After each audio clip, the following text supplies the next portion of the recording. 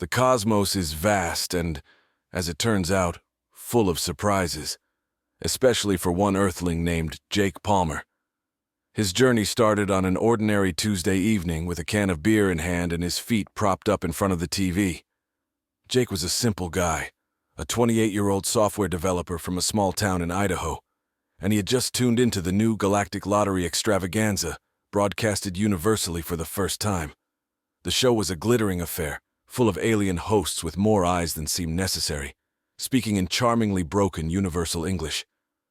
"And now," buzzed the host, a lively creature from Betelgeuse with iridescent scales, "the moment you all have been waiting for, the grand prize of the millennium. Win your very own harem of beautiful alien women from across the stars." Jake snorted. "Yeah, right," he muttered, his disbelief a permanent fixture like the worn couch he lounged on. His mind was more on the programming problem he'd left unsolved at work than on winning any sort of jackpot. A random twist of fate. As the multicolored balls tumbled in the grand machine, the numbers were called one by one: 17, 42, 69, 88, and 96. The alien host's tentacles flailed with excitement. Jake, half listening, froze when he heard his own numbers recited back. He glanced at the ticket he'd bought on a whim at the corner store. Every single number matched. He was the new owner of a harem of alien beauties. It was absurd, impossible, and yet, as the official message came through his small, dusty screen, reality set in. Jake Palmer, the guy who had never won more than a free soda in a raffle, was now a cosmic jackpot winner. Galactic repercussions. The news spread like wildfire, both on Earth and across the galaxy. The idea that a human, and from such an underrepresented planet in the universal scheme, had won something so prestigious and controversial was shocking. Debates erupted on alien talk shows and human news broadcasts alike. Is this appropriate? What does this mean for human-alien relations? Is this even ethical? But there on the screen the conditions were clear. Jake had won, fair and square according to the laws of the Galactic Lottery, which had been agreed upon by all participating planets, including Earth, represented by a newly formed, rather overwhelmed Earth Space Agency. The arrival. 2 weeks after the broadcast, a sleek silver spacecraft landed in Jake's backyard, charring a patch of grass and sending his neighbors into a frenzy of camera clicks and gasps. From the ship descended a group of women, aliens of various shapes, colors, and sizes, each more breathtaking than the last. They were all stunningly different. One with shimmering blue skin and silver hair that floated as if underwater, another tall and willowy with skin like polished obsidian, and one more who seemed to be made entirely of light and air. As they approached, Jake's heart raced, not out of desire, but out of sheer panic. "Jake Palmer?" the blue-skinned one inquired, her voice melodic and strangely calming. Yeah, that's me," Jake stammered, unsure whether to offer his hand or keep it safely by his sides. The terms of the jackpot. As they settled into his living room, the leader of the group, who introduced herself as Lyra, explained the situation. "Jake, as per the Galactic Lottery rules, we are now part of your household. However, it is essential to know that this arrangement can be whatever you want it to be. We are here to learn about Earth and to contribute to your society." The terms were a relief, but also a massive responsibility. Jake had to figure out how to integrate his new housemates into his life and, somehow, help them integrate into Earth's society. The arrangement was platonic unless mutual feelings developed, and their primary purpose was cultural exchange. A new beginning. As the reality of his new life settled in, Jake felt an overwhelming sense of duty. These women were not prizes but people, each with thoughts, feelings, and backgrounds as diverse as their appearances. He had an opportunity to bridge worlds, to foster understanding and perhaps even friendship among the stars. The weight of this responsibility was heavy, but as he looked around at his new companions, Jake felt a spark of excitement. This was his chance to make a difference, not just in his life but in the cosmos. The adventure was just beginning. The next few weeks unfolded in a whirlwind of cultural exchanges and unintentional faux pas. Jake's home transformed into a melting pot of galactic customs, with each of his companions bringing pieces of their planets into the small Idaho town. The kitchen especially became a site of both fascination and mild disaster as culinary experiments from different corners of the universe mingled with Earth's cuisine. One morning, as the light of dawn filtered through the windows, Amaya, with her skin of translucent light, attempted to prepare a traditional breakfast from her home planet of Lumina. The result was a radiant floating orb that hummed softly but caused the toaster to short-circuit spectacularly when Jake tried to approach it with a metal fork. Galactic Diplomacy in the living room. Learning to live with his new companions wasn't just about managing a household, but also about navigating the intricate web of interstellar politics that came with them. Each of the women was a representative of her planet, and their presence on Earth was a diplomatic gesture, as much as it was part of the lottery's prize. One evening, while trying to moderate a discussion about trade between two of their home planets, Jake found himself in over his head. He had never imagined that his living room would be the stage for debates that could potentially influence the economies of stars. Yet, there he was, using the universal translator to mediate a disagreement between Naira, the woman with obsidian skin, and Zara, whose body sparkled like a starry night. A peculiar request. As the days turned into weeks, the novelty of their situation began to wear off, and the reality of their coexistence settled into a routine. However, one afternoon, the routine was broken by an unexpected request from Lyra. She approached Jake with a seriousness that piqued his interest. "Jake, we have been discussing among ourselves and we have a proposal. We wish to introduce you to the Galactic Council. It's rare for someone of a less represented species to have such an opportunity, but we believe it would foster greater understanding and goodwill." The proposal took Jake by surprise. The Galactic Council was a body he had only heard about in passing during the broadcasts. It was an assembly of leaders from thousands of planets, and the idea of speaking before such a gathering was daunting. Preparation for the stars. The decision to accept the invitation wasn't an easy one. Jake spent many nights staring at the ceiling, contemplating the implications. However, with the encouragement and support of his interstellar housemates, he decided to take the leap. Preparations began at once. Each of his companions took it upon themselves to educate Jake about their customs, etiquette, and the delicate politics of their sectors. They simulated council meetings, grilled him on potential questions, and even coached him on the proper way to address various species. The departure. Finally, the day arrived. A sleek spacecraft landed in the same backyard where the adventure had begun, this time to take Jake on a journey unlike any other. As he boarded the ship, he looked back at his home, feeling a mixture of excitement and trepidation. The engines hummed to life, and as Earth receded into the distance, Jake realized that he was about to step onto a stage much larger than he could have ever imagined. His companions stood by him, their faces a mosaic of the universe's diversity, united by a common goal. Together, they set off to face the Galactic Council, ready to represent not just their planets, but the potential for unity among the stars. The Galactic Council convened in a vast auditorium located on a floating station that orbited the neutral planet of Xenon. The structure was an architectural marvel, a testament to the technological prowess of numerous civilizations.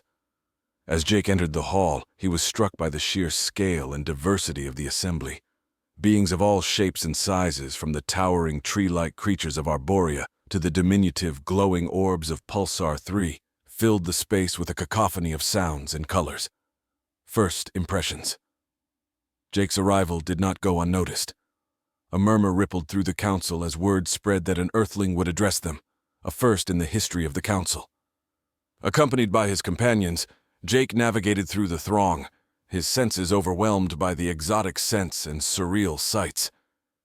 Each member of his entourage introduced him to key figures, explaining their significance in the galactic hierarchy and offering quick insights into their cultural nuances. The speech.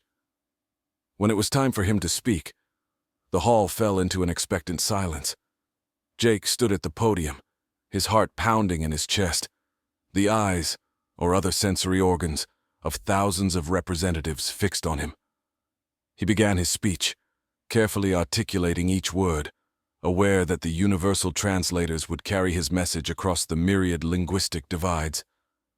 I come from Earth, a planet rich in life and diversity, yet still a fledgling in the vast community of the universe.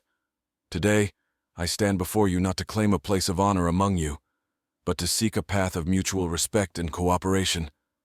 His words, simple and sincere, seemed to resonate with many in the audience. He spoke of Earth's history, its wars, and its peacemaking, drawing parallels to the struggles many of their worlds had faced or were facing. He proposed initiatives for cultural exchange and shared research, aiming to position Earth as a valuable member of the galactic community. Unexpected alliances. The response was mixed, yet more positive than not. After his speech, several representatives approached him, expressing interest in his proposals. A delegate from Hydronics, a water planet whose inhabitants resembled aquatic mammals, was particularly enthusiastic, suggesting a joint exploration initiative between their ocean worlds. Meanwhile, a tense exchange with a delegate from the warlike planet of Kravor revealed the challenges ahead. The Kravorians scoffed at the notion of peace and cooperation, dismissing Earth as too primitive to offer anything of value. However, Lyra intervened, her diplomatic grace smoothing over the rough encounter, promising a dialogue that could open even the most stubborn doors.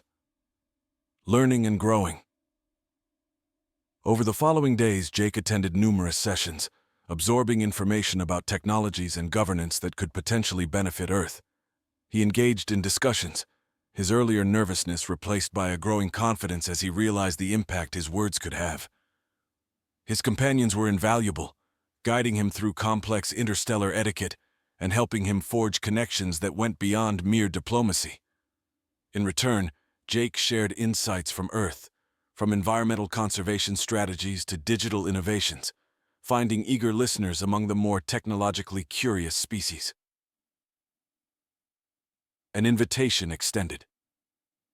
As the council session drew to a close, Jake received several invitations from various planets, each eager to show him their home and discuss further the ideas he had introduced. It was clear that Earth, once an obscure and isolated planet, was beginning to carve out its place in the cosmic community. Jake's mind buzzed with the possibilities. Each invitation was a doorway to new worlds, new friends, and new challenges. As he prepared for the return trip to Earth, he knew this was merely the beginning of Earth's venture into galactic affairs. The experiences ahead were bound to shape not just his future, but potentially that of his entire world. Upon his return to Earth, Jake set to work establishing the newly formed Earth Galactic Relations Office, a modest yet bustling hub located right in his hometown.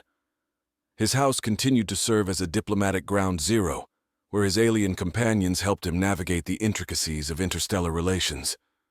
The local community, once wary of the frequent extraterrestrial visits, gradually came to embrace the influx of alien diversity, finding common ground in music, art, and food. The Hydronics Collaboration. One of Jake's first major projects was the Joint Exploration Initiative with Hydronics. The project aimed to delve into the uncharted depths of both Earth's and Hydronics' oceans, seeking to uncover new resources and species that could benefit both planets. The Hydronian delegates arrived on Earth to much fanfare, their sleek, shimmering forms captivating the public's imagination. The collaboration was not without its hurdles. Earth's technology lagged behind that of Hydronics, and the initial dives were fraught with equipment failures and misunderstandings about the limitations of Earth's diving technology. However, with persistent efforts and shared expertise, the teams adapted, and soon they were making groundbreaking discoveries. A cultural exchange festival. To foster greater understanding between Earthlings and their galactic neighbors, Jake and his team organized the first Earth Galactic Cultural Exchange Festival. The event was a vibrant tableau of music, dance, food, and technology demonstrations from across the galaxy. Earthlings and aliens alike thronged the festival, eager to experience the cultural riches on display. During the festival, Zara from the starlit skin species hosted a workshop on celestial navigation using the stars of her home galaxy, which was met with enthusiastic participation from young Earthling astronomers. Meanwhile, Amaya conducted a light show that depicted the history of Lumina, using her body's inherent glow to create stunning visual narratives, the Kravorian Challenge. The festival also saw a surprise visitor, Ambassador Grax from Kravor. His presence was a test of the diplomatic groundwork Jake had laid.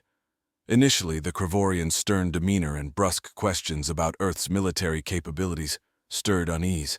However, Jake, guided by Lyra's diplomatic tact, engaged Grax in discussions about Earth's rich cultural history and its aspirations for peaceful galactic integration. Intrigued by Earth's resolve and resilience, Grax extended an unexpected invitation to Jake to visit Kravor, an offer that carried significant diplomatic weight. Accepting the invitation, Jake prepared for what could be one of his most challenging diplomatic missions yet. Strategic alliances formed.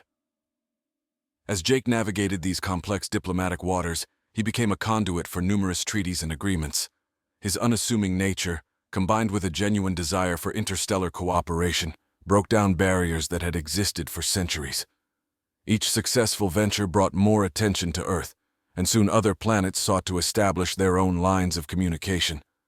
Jake found himself at the heart of a network of alliances that promised to elevate Earth's position within the galactic community. The road ahead was filled with potential pitfalls and diplomatic challenges, but also with immense possibilities for growth and understanding. With each step, Jake was helping to shape a new future for Earth, one where it stood as a respected member of the galactic community, capable of contributing to and benefiting from the shared knowledge and resources of the universe. Jake's visit to Kravor was met with a mixture of apprehension and curiosity. The planet was known for its formidable landscapes and even more formidable inhabitants. Upon arrival, the stark contrasts between the lush yet dangerous jungles and the highly structured urban centers were immediately apparent. Ambassador Grack took Jake on a tour, showcasing their advanced militaristic technology and their proud, if somewhat harsh, heritage. The discussions initially revolved around military might and the importance of strength in maintaining order, topics that made Jake uneasy. However, as he engaged more with Kravorian scholars and cultural leaders, he introduced themes of Earth's resilience and adaptability, traits that resonated with Kravor's values of strength and endurance, an unexpected discovery. During a tour of a remote Kravorian outpost, Jake stumbled upon a group of Earth-like plants being studied in a secretive botanical lab. The Kravorians had been studying Earth's flora for potential adaptability trials on Kravor, intrigued by the resilience of terrestrial plants. This revelation opened up a new avenue for collaboration, one that moved beyond the military and into environmental science. Seeing an opportunity, Jake proposed a joint ecological initiative aimed at not just studying Earth's plants, but also at rehabilitating parts of Kravor's damaged ecosystems using these resilient species. This project would provide a platform for peace and show that strength could also come from restoration and mutual aid. The Lumina Accord. Back on Earth, the success of Jake's diplomatic efforts caught the attention of the Galactic Council. Inspired by his proposals and the tangible results they were beginning to see, the Council convened to discuss the Lumina Accord, a series of agreements focusing on environmental preservation and cultural exchange, named after Amaya's luminous home planet. Jake was invited to speak at the Council, where he laid out his vision for a coalition of planets united not just by trade and defense, but by shared ecological and cultural goals. The accord was met with broad approval, establishing a framework for planets to contribute to a collective ecological database and partake in cultural ambassador programs. Technological synergies with the Lumina Accord in place, technological exchanges increased. Innovations from more advanced civilizations were adapted to help less developed planets improve their ecological footprints. In return, Earth provided open access to its own burgeoning technologies, particularly in renewable energy and digital information systems. One of the breakthroughs came from a joint venture between Earth engineers and scientists from Silicon 5, a planet known for its advanced computing technologies. Together, they developed an AI-driven system capable of optimizing energy consumption across different planetary environments, drastically reducing waste. preparing for the future. As these initiatives took root, Jake focused on preparing the next generation of Earth's leaders to take their place on the galactic stage. He established the Terra Galactic Institute, an educational foundation aimed at training young Earthlings in the arts of diplomacy, environmental science, and interstellar communication. Through these efforts, Earth began to shed its reputation as a backwater planet, emerging as a hub of innovation and diplomacy. The challenges were still substantial, but the groundwork laid by Jake and his team promised a future where Earth was a valued member of the galactic community, respected not just for its resources, but for its contributions to the greater good of the galaxy. As Earth's influence grew, Jake found himself increasingly called upon to mediate conflicts and propose solutions on a galactic scale. His diplomatic skills, once honed in humble settings, were now tested in arenas where the stakes were universal. An urgent situation arose when a conflict between the mining colonies on asteroid Z250 and the indigenous species of the neighboring planet Galdus threatened to escalate into a full-blown war. Mediation on asteroid Z250. Traveling to the asteroid belt with a team of negotiators, Jake initiated talks between the miners and the Galdusians. The Galdusians, a species known for their empathetic abilities, were deeply affected by the mining operations, which disrupted their planet's magnetic fields. Jake facilitated a series of negotiations that focused on sustainable mining practices and proposed the use of Earth's newly developed technology that minimized environmental impact. The agreement reached not only resolved the conflict, but also set a precedent for how resource disputes should be handled across the galaxy, emphasizing sustainability and respect for native species. The first intergalactic conference on Earth, building on these diplomatic successes, Earth hosted the first intergalactic conference, a landmark event that brought representatives from across the galaxy to discuss pressing issues such as interstellar law, trade, and environmental conservation. The conference was held in New York City, transforming the metropolis into a buzzing hub of alien delegates and their entourages. During the conference, Jake spearheaded discussions on the formation of a Galactic Environmental Watch, an organization dedicated to monitoring and protecting the ecological health of planets and their solar systems. This initiative was warmly received, with many leaders recognizing the need for a collective approach to safeguarding the galaxy's natural resources. Personal reflections. Amidst his responsibilities, Jake took a quiet moment to reflect on the journey he had embarked upon. From a lottery winner to a galactic diplomat, his life had changed in ways he could never have imagined. He realized that his role was not just about mediating disputes or forging alliances, but about inspiring hope and fostering a sense of unity among diverse worlds. A vision for tomorrow.